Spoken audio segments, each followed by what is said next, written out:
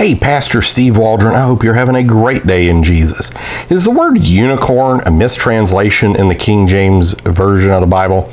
Is it mythical unicorns or unicorns that seem to be so ubiquitous at Dollar General or Walmart when I'm in there? Or is it something else?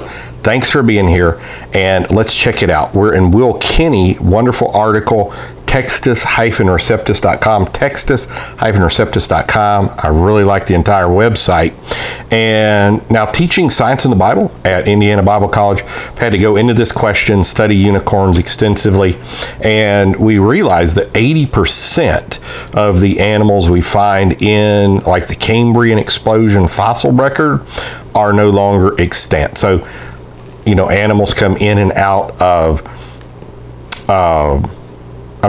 go into extinction, not out of extinction unless they do this DNA stuff they're talking about all the time. They go into extinction, so do flowers constantly. Some are very alarmed about that, and maybe rightfully so. Carrier pigeons and all of this, dodo birds.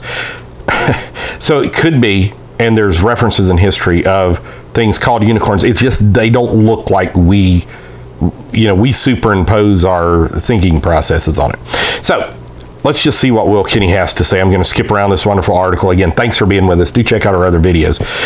Is the word unicorn an erroneous translation of the King James Bible? The English word unicorn occurs 9 times in the KJV, and it tells the places it's referred to. I would say dragon the same way. I'd say a dragon is just an extinct dinosaur, and obviously refers ultimately to Satan. It is translated in the Hebrew word reem, R-E-E-M, which comes from a verb used only once, found in Zechariah 14:10. This animal is characterized by something lifted up or high and in a prominent position. It's very strong. God brought them out of Egypt. He has, as it were, the strength of a unicorn. It's also used as a symbolic way in our Lord's prayers recorded in Psalm 22:21.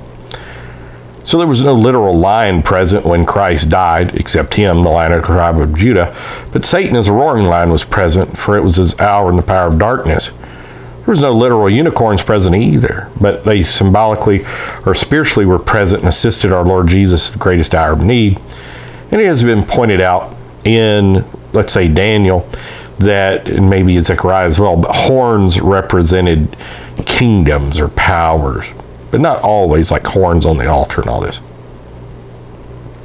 The fact that a unicorn was untamable is seen in Job 39:9-12, where God asked Job.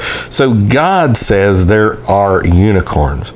This passage shows that the unicorn, whatever it was, could not be tamed at all, nor used in farming to plow the fields like an ox can. And that's the reason a lot of people think it's just a certain type of rhinoceros. This, as well as other verses soon to be discussed, show that many modern versions, like the NKJV, NIV, and ASB, are incorrect in the rendering of this world as wild ox. The wild ox is nothing more than a wild guess with pure speculation on the part of modern Bible editors. A wild ox is like a wild horse. Horse, they can be tamed. God says it couldn't be tamed. It could be tamed by castration or placing a yoke on its neck to bind him with his band in the furrow to bring home thy seed.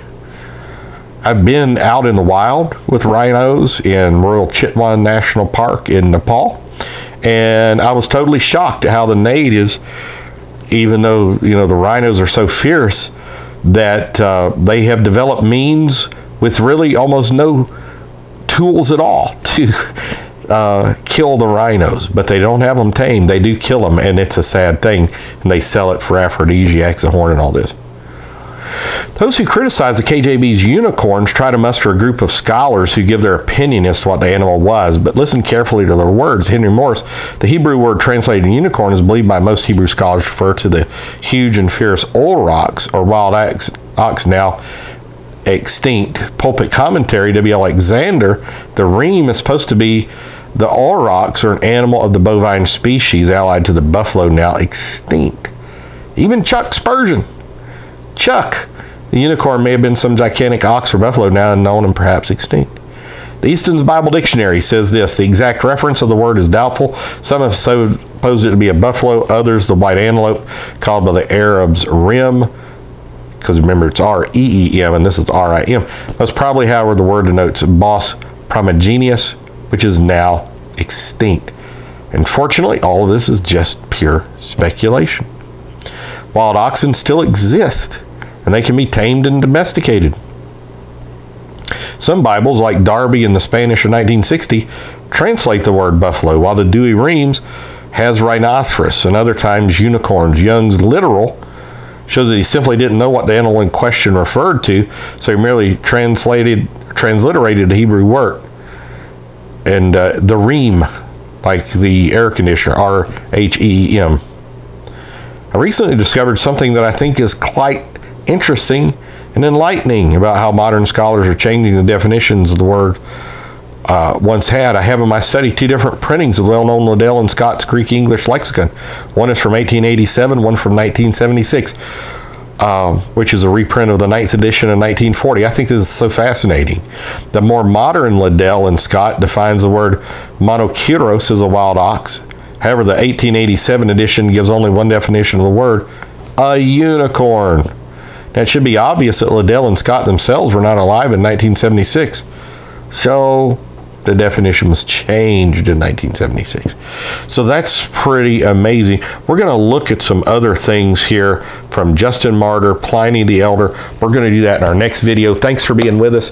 Join us daily. Check out all our videos on the channel. Try to use it as a resource and put it on social media. We'll talk with you later. God bless. Bye-bye.